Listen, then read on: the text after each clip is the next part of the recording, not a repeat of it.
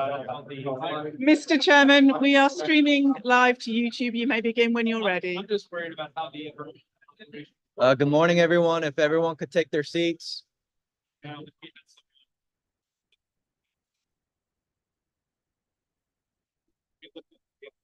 Oh, yeah, but not normally in this meeting, but the chair. All right.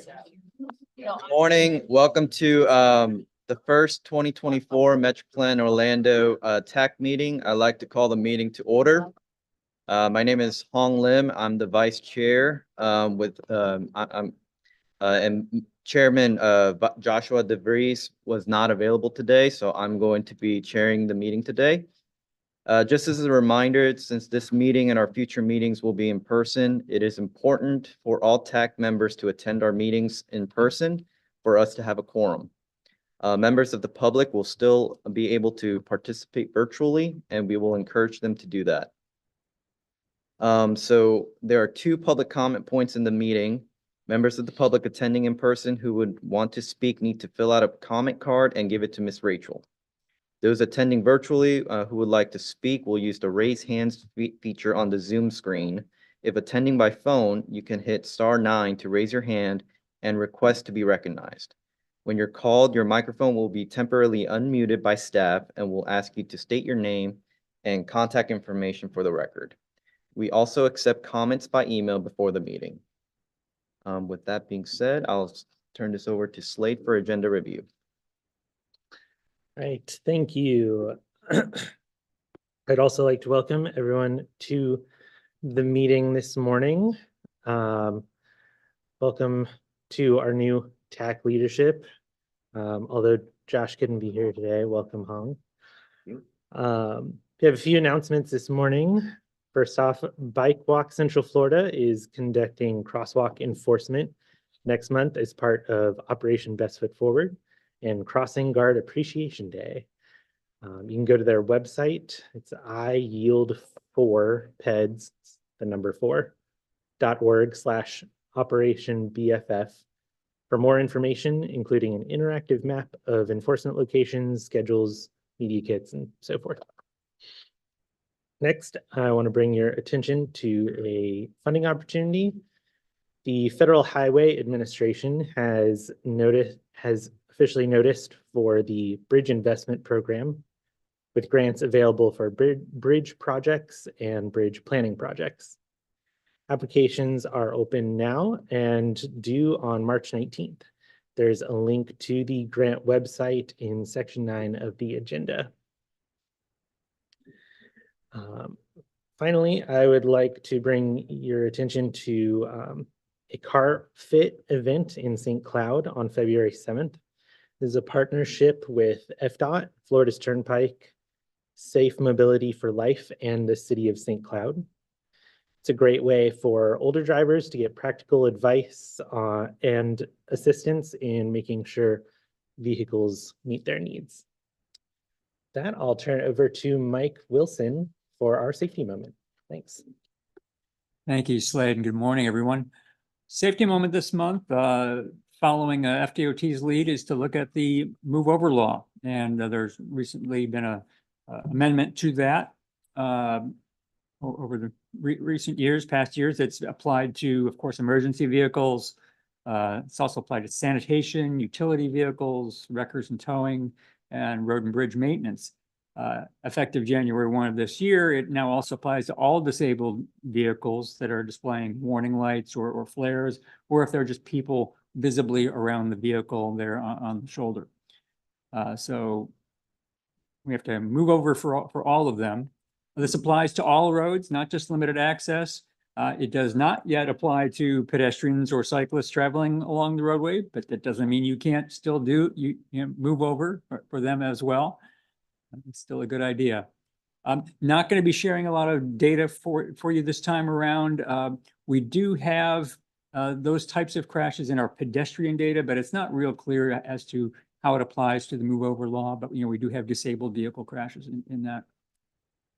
But instead, just focusing on what are the actions. So the law requires that if you're in that right-hand lane next to the shoulder or left-hand lane, if it's the left-hand shoulder, that you vacate that lane. Or if you can't do that, to reduce your speed to 20 miles per hour below the posted speed. And a point that I'd like to make is that the earlier you can vacate the lane, then the earlier the drivers behind you can do so as well. And that concludes my safety moment this month. Thanks, Mike. I'll turn over to Rachel for roll.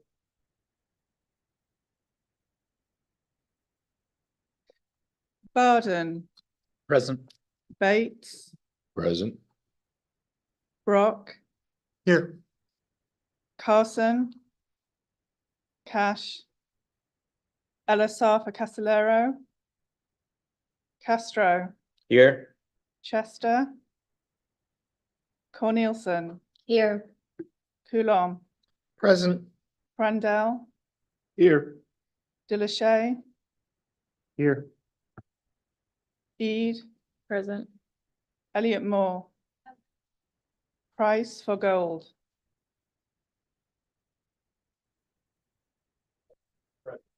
Thank you. Hamza, Hardwick, Here. Hartley, Here. Nelson Fadrej, Kamal, Kane, Here. Lim, Here. O'Keefe, Here. Parker, Pullum, Recky, Richmond, Robinson, Tefelsky Farrell, Here. Sanders, Here. Senerans, Smith, Present. Story, Ramos for Sudamaya, Present. Wharton, Here. Martello for Williams, Yeargain. Here. Mr. Chairman, that concludes the roll call. We do have a quorum. Thank you, Rachel. We have 3 common presentations today.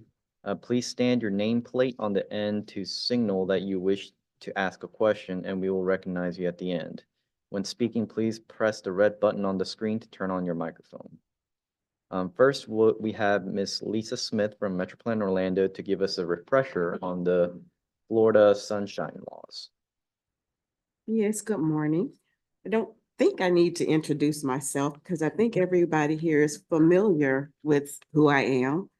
But if you are new, welcome. I am Lisa Smith and I'm representing board services and our board services and regional partnerships team. And I'm here to present our annual Government in the Sunshine refresher. So every year, one of our organization practices is at the first round of committee meetings for the year, we give just a brief refresher of Florida Sunshine Law. And throughout the year, we experienced changes to memberships to our various boards and committees. So we just want to be sure that everyone starts the year on the same page. So if you're new, welcome.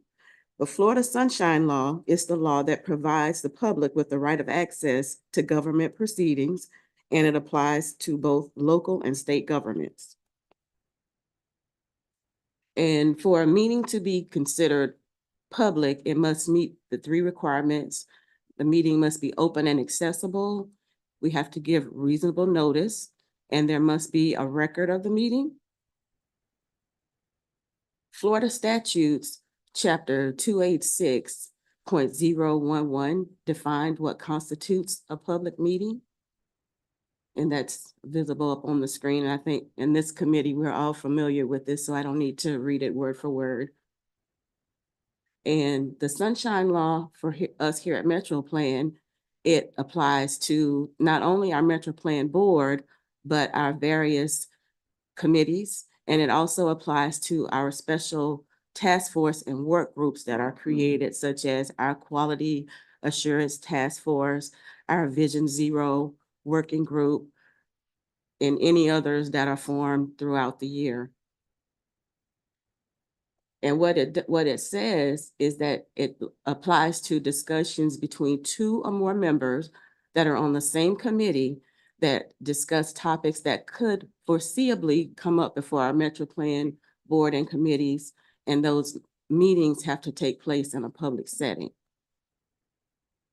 And it addresses various forms of communication, but the main one I want to highlight is email communication. And especially like when we send things out, just be mindful not to hit the reply all button. And that it also applies to text messages and various social media platforms, just to be mindful of that as well, because with the different forms of hybrid communication now, our direct messaging, our chats, all of those are considered to be entered as part of the public record. There are some exceptions, and these do not require us to post them, but we just encourage you to be mindful not to discuss any issues that could possibly come up before our Metro Plan Board and committees.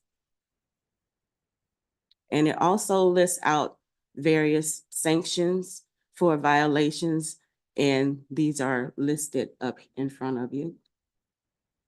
And if you should ever have a question on what to do, or if it falls into any particular category, we encourage you to reach out to either Virginia Whittington, myself, or Rachel Frederick, and we will be happy to assist you and post anything that you need our help with. And with that, that is my brief refresher. So that's all I have for you this morning. Thank you, Ms. Lisa. Do we have any questions? All right, I don't see any. Thank you. Thank you. Next, we have Taylor Laurent from Metro Plan Orlando to tell us about the MTP 2050 kickoff. All right, good morning. Again, my name is Taylor Laurent, and at your last meeting in December, we had a preview of what was coming for the 2050 MTP. I'm excited to be back and say we're officially starting and getting the work going. So just a quick reminder for anyone who missed the December meeting. The MTP is the foundation of how our projects receive federal funding here at Metro Plan Orlando. The MTP is our long-term vision and identifies the needs and prioritizes project solutions to address those needs. The top priority projects are then shortlisted onto our prioritized project list, our PPL. And then from there, as funding becomes available and projects are ready to move forward, they're then programmed in our Transportation Improvement Program, the TIP. So the MTP is truly the key to being eligible for federal funding throughout the life of the project.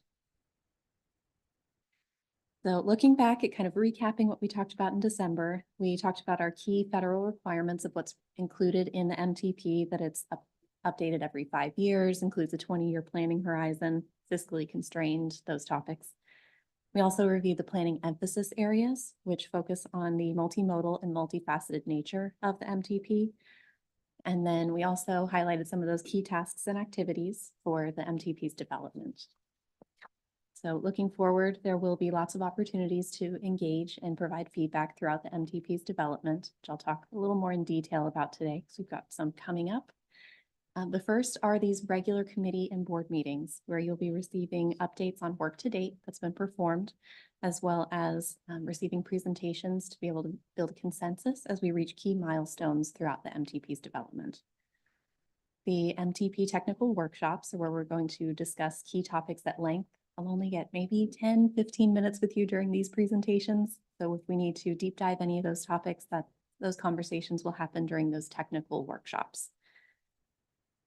The interdisciplinary interviews are where we'll be coordinating with our transportation operating partners and other planning agency partners to bring in their feedback and engagement and insights directly into the 2050 MTP.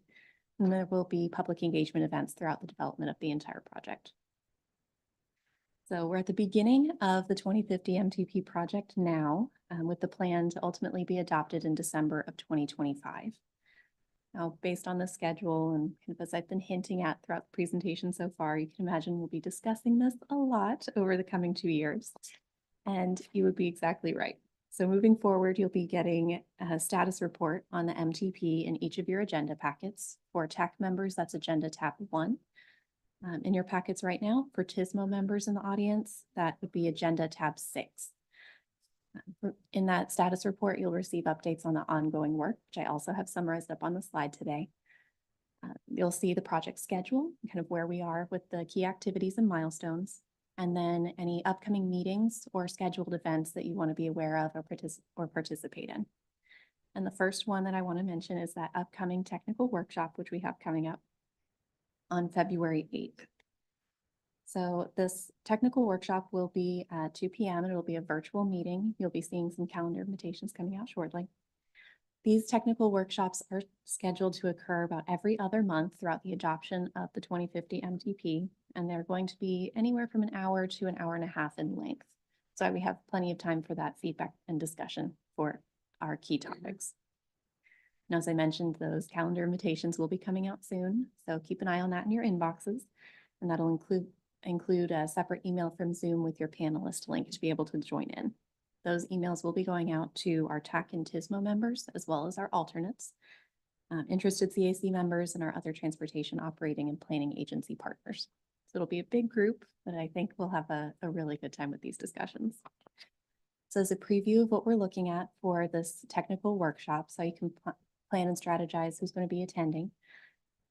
This will include a refresher on the background and purpose of the MTP, as well as the federal requirements for those who may be new to the long-range planning process. The roles and responsibilities of the technical workshop and what we're going to expect as we move forward.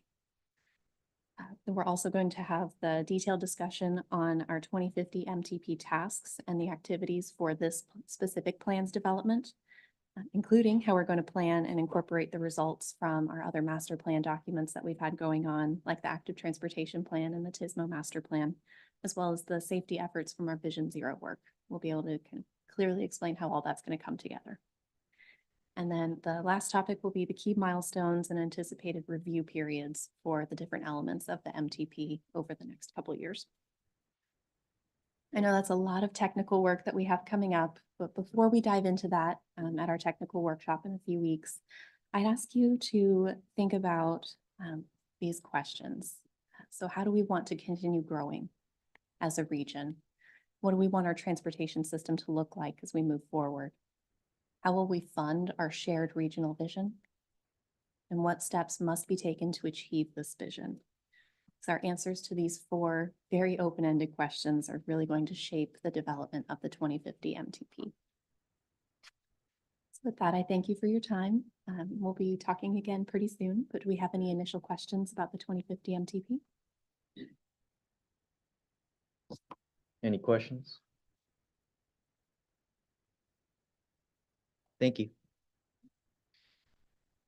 All right, lastly, we have Mike Wilson from Metroplan Orlando with an update on Vision Zero. Thank you, Mr. Chairman. Good morning again, everyone. Our update this month, first we'll talk about our new countermeasures toolkit.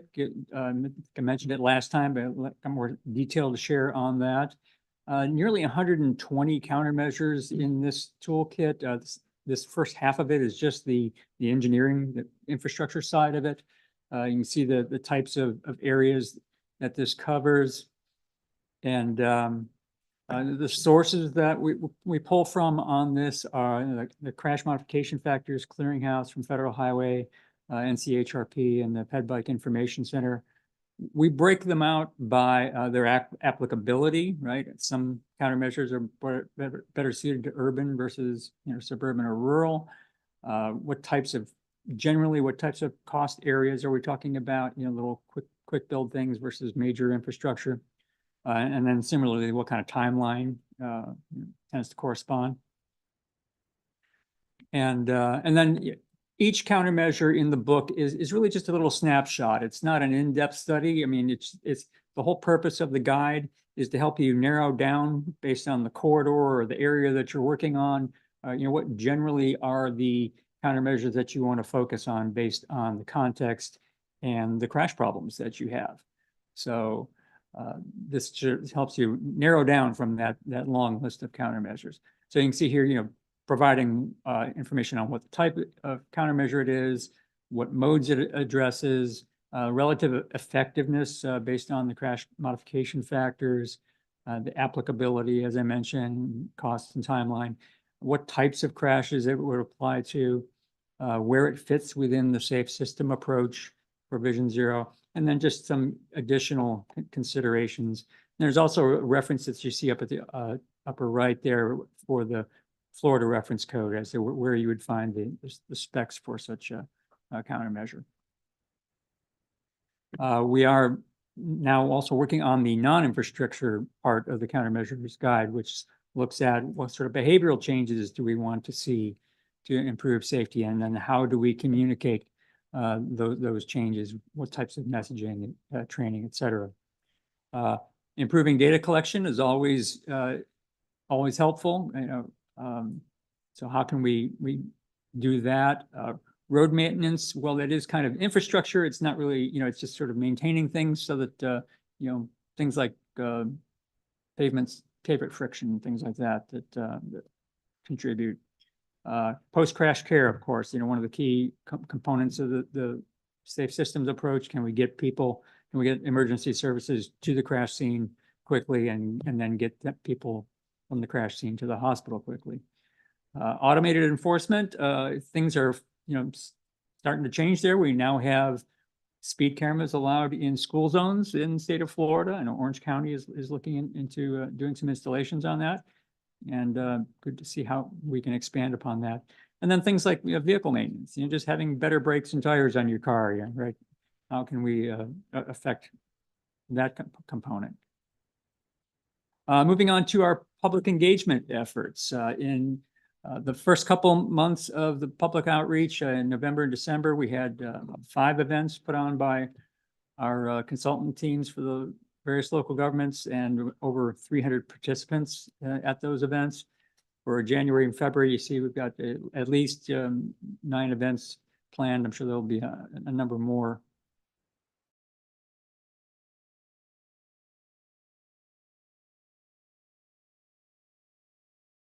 Our board meeting where we had MetroPlan board members, FDOT personnel and MetroPlan personnel speaking to the media. We had really good turnout, 5 of the English language TV outlets and 1 of us Spanish language. We had more than 25 minutes of on-air coverage immediately following, and then we've also had some subsequent additional inquiries, from the Sentinel, Channel 13, and a number of others. Also in public engagement, as I showed you last time, we have the public input page on the hub site where people can drop a pin and describe what problems they see. Directly through the Vision Zero efforts, we've had 174 contributions. And then we also brought in 116 from the active transportation plan that were safety related. So take advantage of data we've already received. One thing I want to note is that particularly with the Vision Zero inputs, it's been predominantly Orange County. So for those of you in Osceola and Seminole, if you want to try to get the word out to get more public input on that.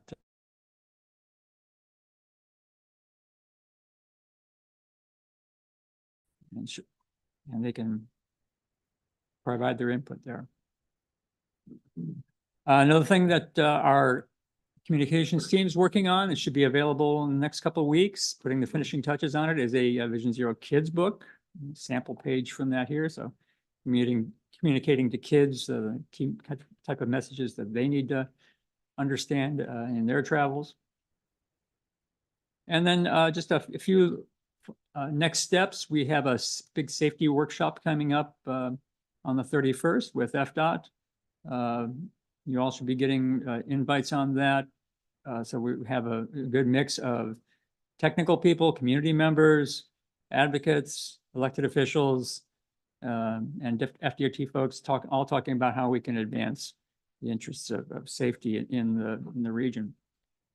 And then once again, bringing up the project schedule, just give you a reminder where we are. Still doing policy review here for MetroPlan specifically, and that's happening, of course, at the local levels as well. just starting to look now at the identifying of our prioritization process and projects moving forward. So still looking for our adoption in later this spring. And that concludes my presentation. I'll be happy to take any questions. Any questions? Kelly? I'm hoping this will be addressed at the safety workshop that's coming up next week, but I might be a little late to the dance on this, but this week I became aware of a new acronym, POP, Pavement Only Project. Hmm.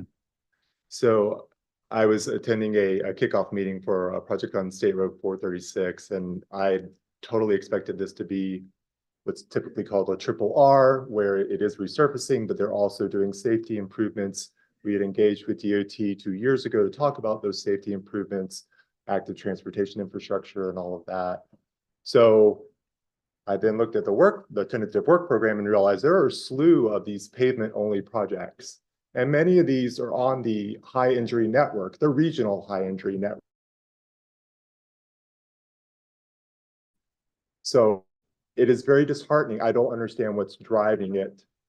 Why are we pushing to pave so many miles per year when we know these are deadly roads that need more attention than that? So Yeah. So Yeah, Kelly, if I can respond to, we actually have folks from DOT coming in next round to the technical advisory committee to speak to that in a little more detail. Equally disappointed. I know we went through the smart scoping process with a lot of our partners and I think look around the table. I think many of our larger municipalities or any of the municipalities have shared that same reservation. So we are going to bring in the resurfacing group to talk through that. I know they didn't see significant increase in kind of the unit cost as we are, especially for I think they saw 25% increase just for kind of resurfacing type unit costs. And they also had some changes in their allocation. So not to justify their work, but just to kind of put it in context, a lot of the resurfacing program is dictated by statute, and they receive funds based on mileages to satisfy performance requirements. But we do share that same frustration. But we are going to have them come in, talk about what's coming for fiscal 27, what's going into design now, what will be constructed in 27. And then hopefully better managing expectations moving forward with the resurfacing process. So just wanted to put that out there.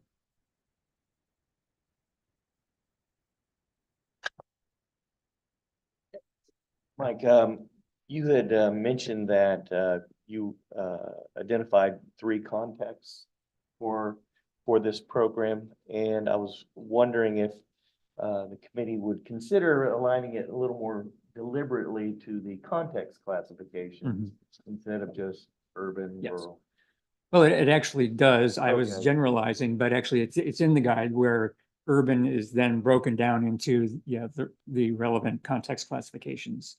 So And then on some of the categorization about the 120 countermeasures, is it possible to also label those that are likely to impact right of way instead of like POP projects that maybe larger applications might have a right of way implication, which is kind of a project killer in some cases. Yeah, I think that probably will show up more on the cost side of things. So I think, when you see the higher costs, I think that's where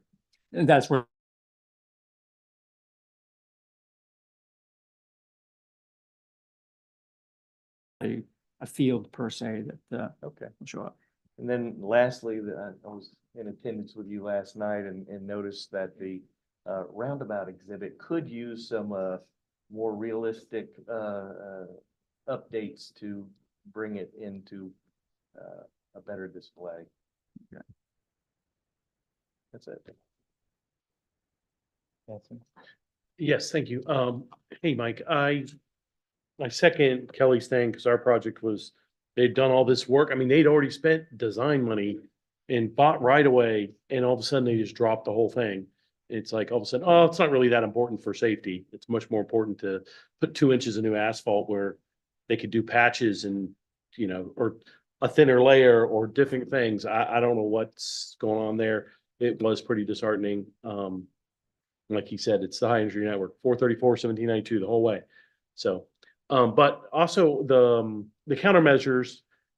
So where are they and how are we going about kind of implementing these? Because 120 of them, that's a lot to even try to go through. Sure. So I was kind of trying to figure out how we're going through that. Are you going to try to do that? Is that up to the cities, locals, counties, whatever?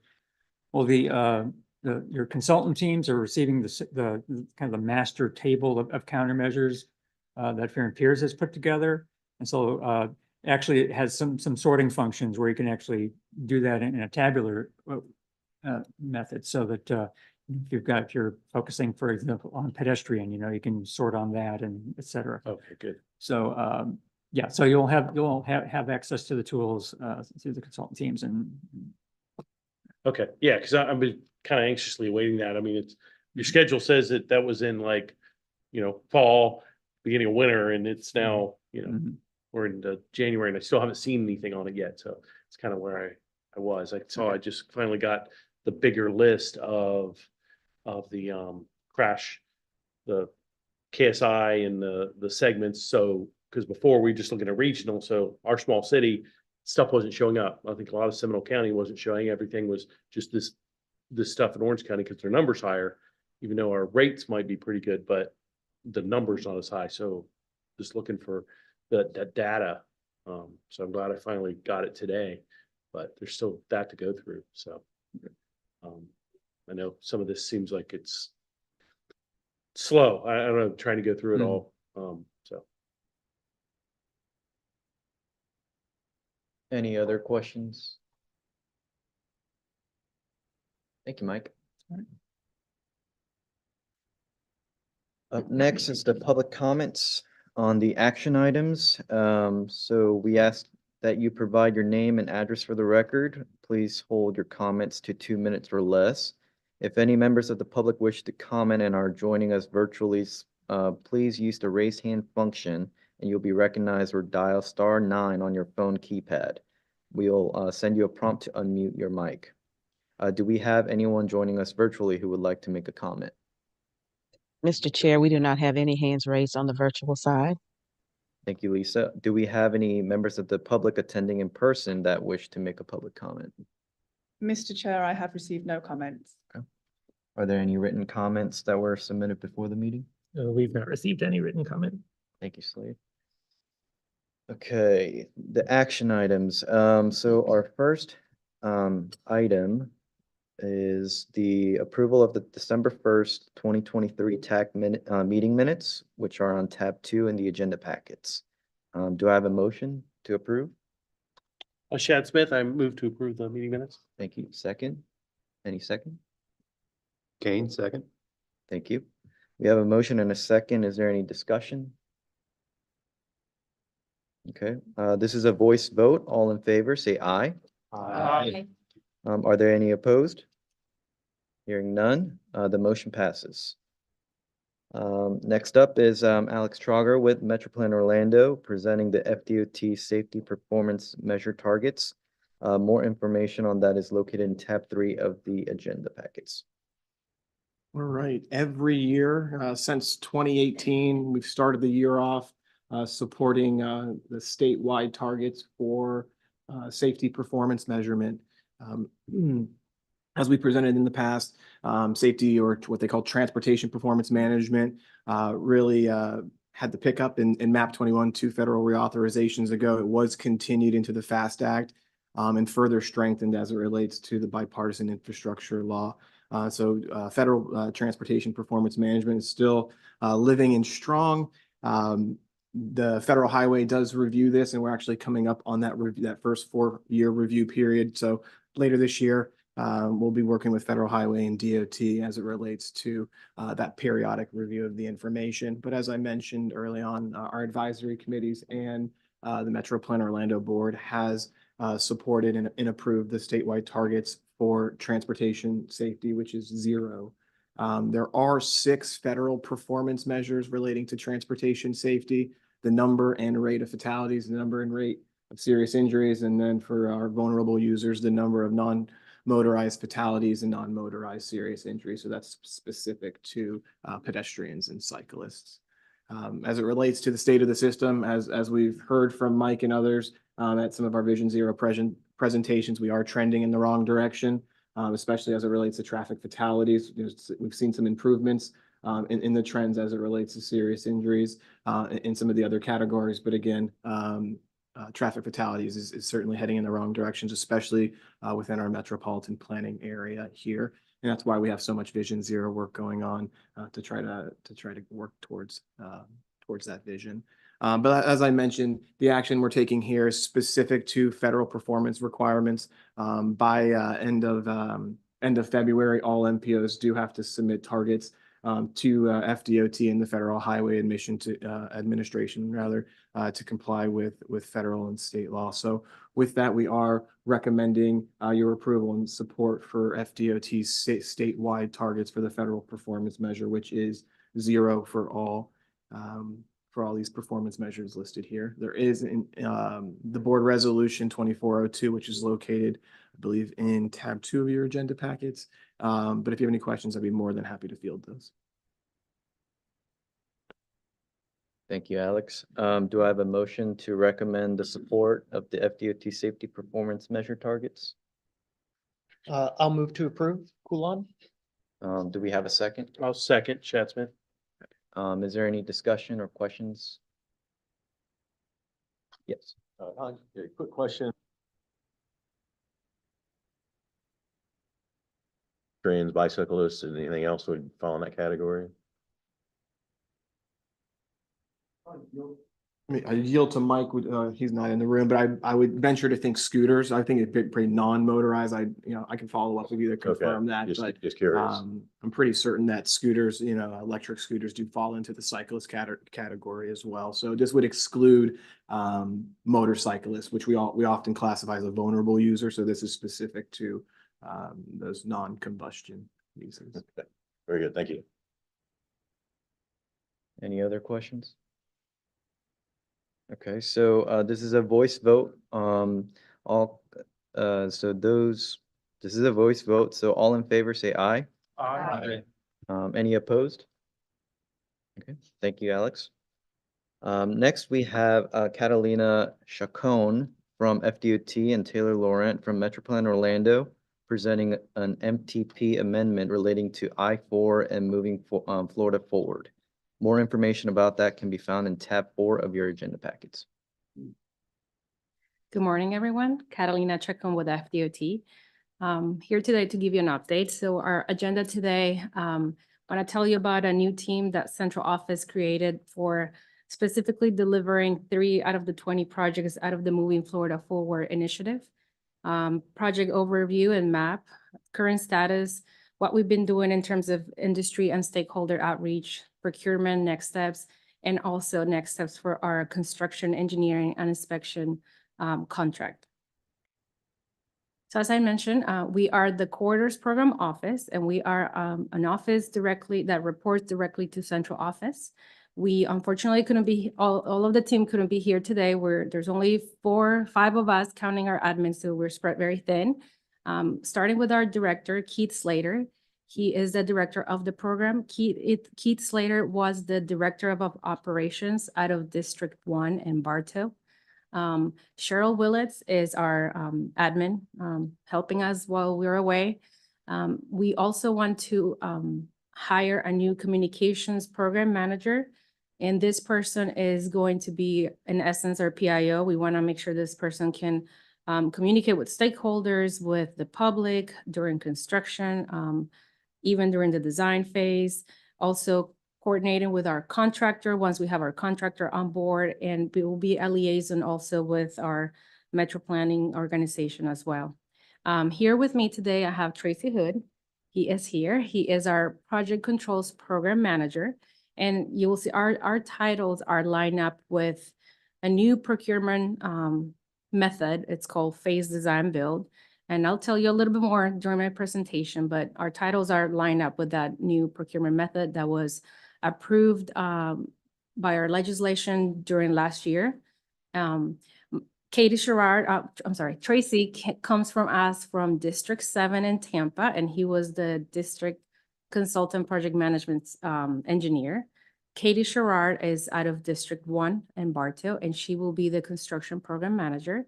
And then myself, I come from District 5, and I will be the pre-construction program manager. And in essence, it's the design phase, if you will. We also are taking all the help that we can. So we give kudos to Carrie Nelson out of District 1, who has been loaned to us for about 4 months or something like that. And then during current legislative session, we are planning to add 10 to 15 additional FDOT staff to the team to deliver the program. Project overview. So we are in charge of managing and delivering these 3 projects out of the 20 in the Moving Florida Forward. So project number 12, and the project numbers match the initiative that was announced. Project number 12 is the I-4 reconstruction in Osceola County. So we go all the way from Champions Gate to Osceola Parkway. Project 13 is the Poinciana Parkway Extension Connector in the new interchange with 429 and I-4. And then project 16 is from US 27 to Champions Gate in Polk County. So we are straddling 3 different districts, FDOT districts, if you will. So now project 16 is in District 1, project 12 is in District 5, and project 13 is Turnpike's project. So one of the main reasons why our office was formed is to make sure there's uniformity, there's consistency, and we streamline the delivery and construction of all of these 3 projects. And we also have to communicate constantly with each one of those districts' key staff, making sure that when we're making decisions, everybody is on board with those decisions that are being made. This is just an overall picture, project map of the entire program. So the top left corner is our beginning, project. It's just west of US 27, and we are proposing to reconstruct and add 2 express lanes in each direction, all the way from west of US 27 to near State Road 536 in Orange County. And at that point, we will transition back to existing I-4. As you can see, we're proposing interchange modifications, reconstruction of I-4, and the new interchange with Poinciana Parkway and I-4 near the 429 interchange. In terms of what it's going to look like, and it hasn't changed. I was here maybe about a year ago showing you what we were proposing. So in Osceola County, we're looking at 2 express lanes in each direction, reconstruction of mainline I-4, and then we're keeping the rail envelope in the median of I-4. We have monthly coordinations with Brightline. And one of the items that we're also looking at is we want to make sure that since now we're funded for construction, therefore we're going to go first. We're coordinating with them any cost sharing that our contractor can put right now to minimize disruption to traffic in the future when they are ready to build the rail system. In Orange County, we want to connect the express lanes in the eastbound direction from Osceola County going east or north to I-4 Ultimate in Orange County. So we're proposing a single express lane in the median of I-4. In the westbound direction, it's already being built as we speak. There are 3 different projects right now, and they're building a westbound single express lane to continue one of the express lanes from I-4 Ultimate in the westbound direction. In terms of project status in Osceola County, you'll see later on in my presentation, we've been doing a lot of outreach. We want to make sure that when we deliver these projects, we're going to have participation from industry and competition. We want to make sure that we are going to have the right contractors here that are going to deliver, committed to deliver this program. So one of the things that we've been doing, we were initially going to do 2 big size contracts. Now, based on feedback, we are pivoting from that. And I have something later on in my presentation. So in terms of FPID numbers, I know the numbers don't mean anything. You might see more later on as we deliver the breakup of the projects. We have our environmental clearances set. We received the one for Poinciana Parkway Extension Connector last November. We're going to do a design reevaluation later on for change in typical section. Funding, we are almost 100% funded. The only piece that's not funded is the Poinciana Parkway Extension Connector leg, the one that connects to Champions Gate, but in the current legislative session as we speak, FDOT is requesting additional funding to make us whole. We are here for an LRTP amendment, so that will be this month, and then we'll follow by tip amendments, and right away is being acquired as we speak. In terms of Polk County, I know it's not in the Metro Plan area, but it's adjacent to the project. We are very similar status. We have a NEPA clearance. We are going to do a reevaluation for the interchange of I-4 and US 27. Funding is the same. We are partnering with Polk County. They asked us to provide a new overpass, and we're working with them for the funding. And right away, still being acquired as well.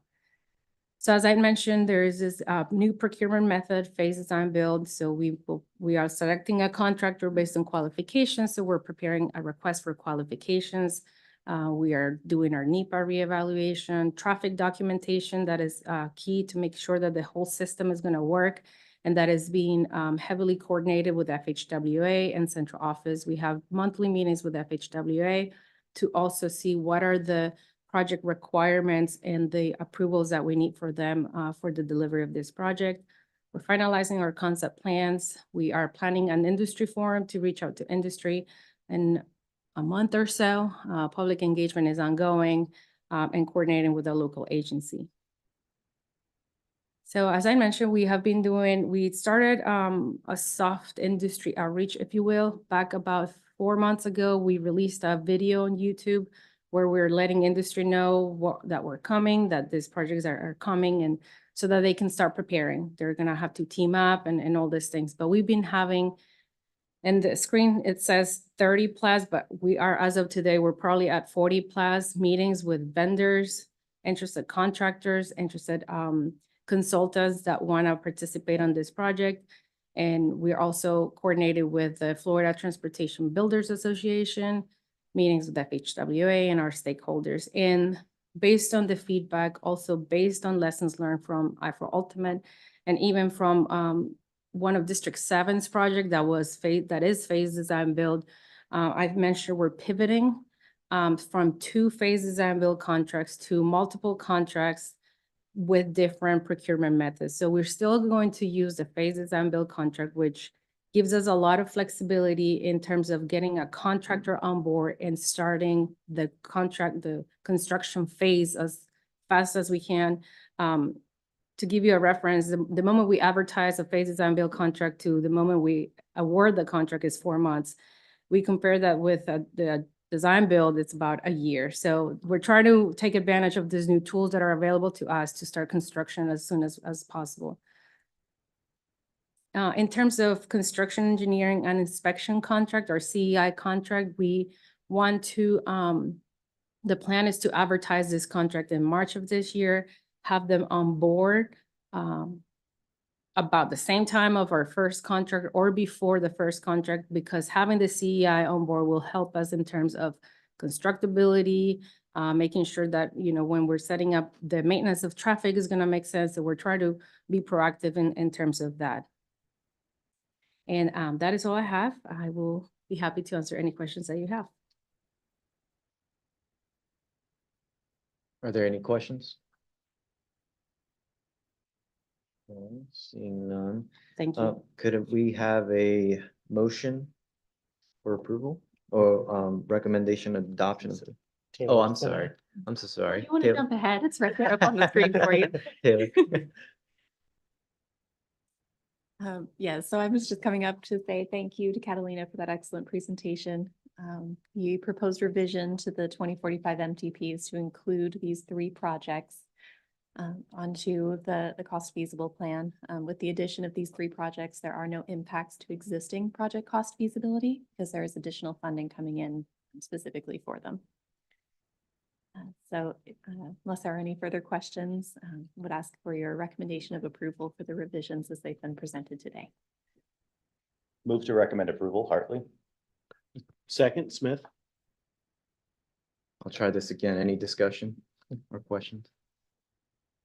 Seeing none, this is a voice vote. All in favor, say aye. Aye. Any opposed? Hearing none, motion passes. Thank you. Our next action item is an amendment to the Transportation and Improvement Program TIP. More information can be found in tab 5 of your agenda packet. And Jason Sartorio of Metroplan Orlando will tell us more on this. Good morning, Chairman and committee members. My name is Jason Sartorio, and this morning I have 3 tip amendments for you. And additional information regarding these amendments is located in tab 5 of your agendas. The first amendment is for the Apopka Trails Connection Project.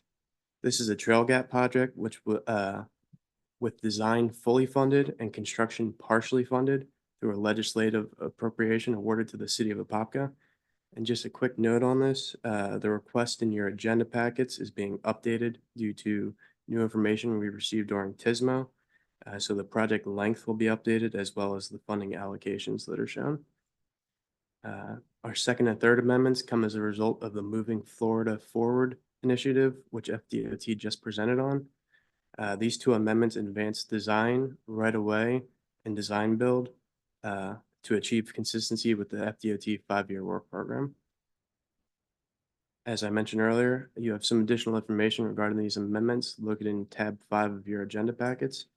And with that being said, unless there are any questions, we are asking for your recommendation of approval of the amendments. Thank you. Are there any questions? A question, just a procedure thing. So on this motion, do we need to say anything about it being changed? Is that necessary? Like it's going to be changed? I think with Jason's presentation, as the motion reads, I would say it's satisfactory Okay, as it was cool. presented. I just wanted to check. Somebody else have a question? I move to approve as discussed, these 3 items. Is there a second? Kane, second. This is Chad Smith Thank you. was the motion, sorry. Are there any other questions or discussions? Okay. This is a voice vote. All in favor, say aye. Aye. Any opposed? Hearing none, the motion passes. The last action item is the urban area boundaries smoothing. Alex Trauger from Metroplan Orlando will be providing more information on this, and also you can see more information on tab 6 of the agenda packet. All right, last action item of the day before some of the informational presentations. So every 10 years, and as we discussed more method and approach at your last technical advisory committee, but every 10 years, based on federal and state law, we have to approve, make adjustments, and then approve our census urban areas, or adjusting the boundary of those. So at your last meeting, we did talk about steps 1 through 4. We received a lot of great feedback from our local government partners within our metropolitan area, the 3-county area, because we do share we have a shared urbanized area with the Lake Sumter MPO. We also worked with Lake County and the MPO there and the cities within to make sure that we adjusted and smoothed the boundary within Lake County to their satisfaction. All of that information is identified in your in the memo found in tab 6. So we did receive a lot of good feedback. I think what's important to note is we did work, this is a byproduct really of this committee, or, from the key stakeholders on this committee. We worked with each of the county's transportation public works, as well as their growth management or comprehensive planning departments to ensure that both transportation facilities, but also to ensure that land uses were consistent to the maximum extent feasible and allowable based on federal law. So again, we are at step 5 within this process.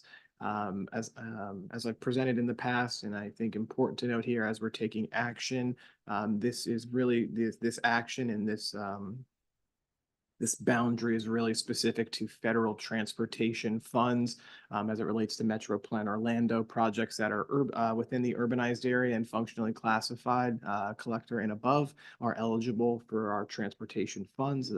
What we classify as our TMA funds, or SCU, TALU, or some of the carbon reduction funds that we receive. So that it does provide eligibility for those projects as I mentioned at TISMO, as we expand and kind of grow the urban boundary outward. We don't get any bonus points or extra money or anything for that. It really does provide more of an eligibility factor for those projects.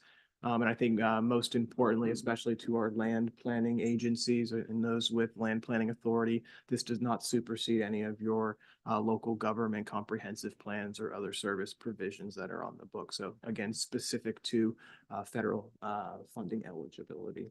With that, as shown in tab 6 of your agenda, we have adjusted the boundary outward consistent with your plans and your feedback. And today we are requesting your approval of the adjustments to the boundary. Thank you, Alex. Do I have a motion to recommend the urban area boundary? Shad Smith, motion to approve the urban area boundary changes. Do we have a second? Castro second. Thank you. Is there any questions or discussion? Don't see any. Just real quick, just as y'all know, Seminole County are really defensive about our rural area, and I would appreciate Alex and Metro Plan working with us on keeping that pretty much rural in the area. So thank you for that. We have a motion and a second, so this is a voice vote. All in favor, say aye. Aye. Any opposed? Hearing none, the motion passes. And that is the end of the action items. So we're moving on to the TAC only presentations. There are 2 TAC only presentations today. Again, please stand your nameplate on the end to signal that you have a question, and we'll recognize you at the end. Our first presentation is the UPWP preview. Alex Trotter with Metroplan Orlando will be providing a presentation on this. Turn this on. Sorry for some of you heard this already twice today, but this is a preview presentation. We'll be coming back next month with a draft for submittal, and then we'll be coming back a third time with an actual document for your approval. So today it's really more of a heads up, let you grow a little more familiar with our current budget if you're not so already. So the next time that you see it come next month, you'll be more familiar with that. So again, the Unified Planning Work Program, as I mentioned earlier, earlier this morning, that is code, federal code for metropolitan planning organization's budget. Our internal operating budget, we call our capital improvement plan a TIP. You call, local government calls theirs a CIP, but at the end of the day, this is our internal operating budget. It looks at staff resources, the work products we're going to complete, and consultant services that we're going to be delivered over the next 2 years. So this UPWP would take effect July 1st and go through June of 26. Our current, following that June-July fiscal year. So state statute requires MPOs produce a 2-year UPWP. So we produce a 2-year, but then we always come back the second year and take action and do a budget amendment for the second year. But it is a state requirement that we develop a 2-year UPWP. As I mentioned before, it does include that work description of our core products as well as the other value-added services that we provide as an MPO. And most importantly, that third bullet, we have to have an adopted UPWP to expend the FHWA and Transit Administration planning funds that the region receives, both Metro Plan Orlando as well as LINKS. So this is a recurring process, as I noted before, every even year. So every even January, here we are, January 2024. This is a schedule we will follow, where on the odd years, we come back and make adjustments to the UPWP, but it's formally approved during the even years. So again, during this time period, we're working with DOT to make sure our revenues are right, especially the federal and state funds that are coming through. As staff, we're identifying consultant services, other works that we have going on to remain certified, but also to keep the work that we have in motion. And we'll be taking this to our board at their at their March meeting for approval. They're also going to be receiving a preview this month. But keynotes, March 13th, we have to submit a UPWP to the state. They have some time to receive comment. We have to then resubmit that final to DOT by May 15th. So the May 13th and 8th or May 8th dates are scheduled board meetings. So we're working within our board calendar and statutory requirements to have this budget approved. Budget organization, core tasks, structure. hasn't changed from the past 2 years. So these are the 10 tasks that we have: administration, outreach, tip, the Metropolitan Transportation Plan. You're going to see more funds going into that this year as that becomes a core work product. Our regional activities support our work outside of our 3-county area for our statewide work, as well as the convening of the MPO Alliance, which brings all the MPOs in District 5 together. Systems management operation, that funds Eric and Laura's work, as well as the consultant services for retiming and before and after electric vehicle charging, transportation demand management plan, things I'll talk about more later. Data development is pretty straightforward. That's where when we're developing whether socioeconomic data or working with our commercial travel data program, it falls under that task. Special studies is a catch-all. That task is really at the discretion of our executive director. It's a lot of our miscellaneous services and projects that may come out of board member requests. Multimodal systems planning is really another catch-all. That's really, if it's not the long-range plan, it's not the tip, and we're doing other master plans or other value-added services, it falls in that task 180 for multimodal planning. Task 200 is our links planning task. As I mentioned before, we bring money into our budget and pass that through to links for planning as well for capital purposes, which I'll talk about here in a moment. I think what's most notable for this advisory committee is the works that we're going to have going on over the next 2 years. We're going to complete a couple projects that we recently started, and that you're going to be hearing about more over the next few months, including the regional TISMO strategic plan that's looking at the TISMO process within our 3-county area, but also expanding that to our other MPO partners along the I-4 corridor, as well as in District 5. So we're lending some of our best practices to the region, the larger region. You'll be hearing more from Eric and Laura on the electric vehicle charging readiness study. And we're going to be continuing our Vision Zero action planning, both at the regional level and any other local works that need to take place June and beyond.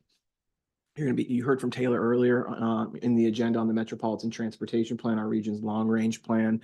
So you're going to see a lot of time in that task and on that topic as it relates to this UPWP, given that we are in that development and adoption cycle as required by law. We're going to be continuing our traffic signal retiming and before and after programs. We're actually up the funding on those to make sure that we're keeping up with rising labor and other costs. So that's going to be a continued program, both the retiming and also the before and after, to ensure that our investment has a return on that investment, rather. We're also going to be continuing the sidewalk feasibility analyses for those high priority critical sidewalk bundle projects. We recently kicked off one with Orange County, scoping another with the city of Orlando, but we're going to be continuing those, following through with those priorities, getting them lap intake ready. So when we prioritize them, they can flow right into the design process as smoothly as possible. We're also going to be working on another corridor planning study, similar to what we did in 10th Street or Corinne or Rock Springs West Warren more recently. We haven't identified that specific project quite yet, likely going to be in Seminole County, but it's going to fall on our complete streets priority list. So again, we're going to be utilizing our planning funds to prime and advance those projects so they can flow seamlessly into the design process. You'll see commercial travel data. That's another program that we've had for the past 4 years now. That's our subscription to Streetlight. I know we've served many of our partners with special requests and some of our other performance planning requirements. We're going to be continuing that work. Eric's going to be kicking off a travel demand management plan. You're going to be hearing about that June, July or more July, August of this year when that work kicks off. Our TISMO advisory committee as well as TAC will play a vital role in that process. And lastly is our public opinion survey. We're kicking off a 2024 survey here over the next couple of months. So you're going to be hearing more from Marianne and the communications team on that work. But we're also scoping for that 26 survey. We do that public opinion research every other year. So we're going to be wrapping that up between now and June, and then doing the next one in early 26. Something that's not listed here, but important to note, we're also going to be continuing and actually growing our bicycle video count program. So we have MyoVision cameras. We have been collecting for the past few years, I believe 60 or 80 sites across the region, a lot of before and after for our complete streets priorities. But we're going to be continuing that. You'll be hearing more about more about that program from Mike as we grow the program. We're also going to be acquiring a couple new devices so we can have some of the state of the practice systems. Some of our MyoVision cameras are classified as legacy now, so we need to get some of that new tech, which will support both our bike pick count program, but also speed analysis, and also be a great tool as we're conducting those planning studies that we don't have to consult out data collection. We have the tools in-house to handle that and support y'all for the different works. So those are the planning works. As you can see in current year on this slide, you'll see higher than normal, especially as it relates to federal, and you'll see that new local match for our SS4A grant. That's the federal grant that we received that we're implementing the regional Vision Zero and also the municipal level action plans. As those funds are spent out, you'll see our budget go back to 26 is pretty much a more typical year as it relates to our revenues, federal, state, and local funds. But again, our current year and a little bit of next year is a little higher than normal because of that federal grant and our administering of those funds. As I mentioned before, we also pass funds through our budget that we take in, planning funds as well as capital funds, and our budget serves as the instrument to pass those funds through to links for both planning but also capital purchases. A couple years ago, Federal Highway changed the grant program. We used to receive federal transit planning funds and federal highway planning funds. They had different rules, how they could be spent and how the invoicing worked. 2 years ago, they switched to what they call a consolidated planning grant, and we basically passed through the funds that were equal to what the transit funds were directly to Links. So, and Links use that to support their consultant services program and develop the strategic plans that they work on. We also pass funds through to Links for transportation disadvantage that supports their Access Links program, administering that program rather. But we also pass through $7 million a year, which is consistent with our board's adopted SU policy. So we're passing those funds through to Links to support their transit asset management plan. Miles can probably speak more to those investments, but typically bus replacement as well as bus stop replacement, capital eligible items. So that's what we pass through to Links. At your next meeting, you'll actually have a tangible document with all of the budgets and everything to chew on. As I mentioned at TISMO and to our citizens group earlier in the week, familiarize yourself with our current budget. The next year's budget is going to look pretty similar in structure, more funds in the MTP category than in the multimodal planning category, given that some of our works are going to be more focused on the long range plan over the next couple of years. But I will say, we are classified as a low risk accounting organization as it relates to the DOT based on our accounting processes. We run really clean audits and really clean books. And also our budget is structured to maintain a really clean federal certification. So with that being said, if you have any questions, I'll be more than happy to field them. Thank you, Alex. Any questions? Yes. Hi, Alex. Really excited to see transportation demand management on the UPWP. I think it's one of the forgotten strategies for getting to zero deaths on our roadways. The less cars, the less crashes. It's pretty obvious. Curious, the scoping, is it going to be more focused on signals and movement, that type of travel demand, or will they incorporate programmatic strategies like a rethink your commute and mode shift as well? I would suggest the rather. Eric Hill from our team is going to be leading that, and we're in the very initial preliminary scoping processes. So if you have any feedback, now is a really good time to provide those insights. But I would say to the rather, more to the commuter services program versus kind of more of the demand management that you might think of as like a transportation systems engineer. Great. So that's the planning side. Very aligned with what our sustainability and resilience department is looking at. So thanks. Any other questions? Thank you. Thank you, Alex. All right. Our last presentation is the Tracking the Trends program, and Slade Downs from Metroplan Orlando will be giving a presentation on this. All right. Thank you very much. Good morning again for all of you who were at TISMO and already seen this. Thanks for listening again. Here to walk you through developments in our Tracking the Trends program. Tracking the Trends is a program that's designed to track historic data in transportation and identify trends throughout the region. Like other MPOs, the metrics we choose to track are aligned with federal performance measures, but we go further than the federally required measures to track just about every quality of life statistic that touches transportation.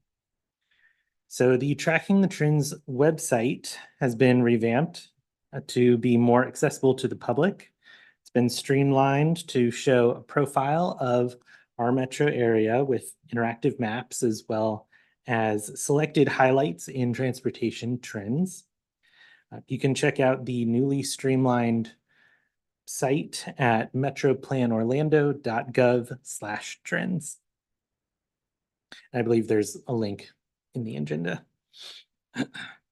So for those of you that want to dive past those selected highlights into the more granular data, we're creating a data clearinghouse to make that historic information available not just to our municipal partners, but the public as well.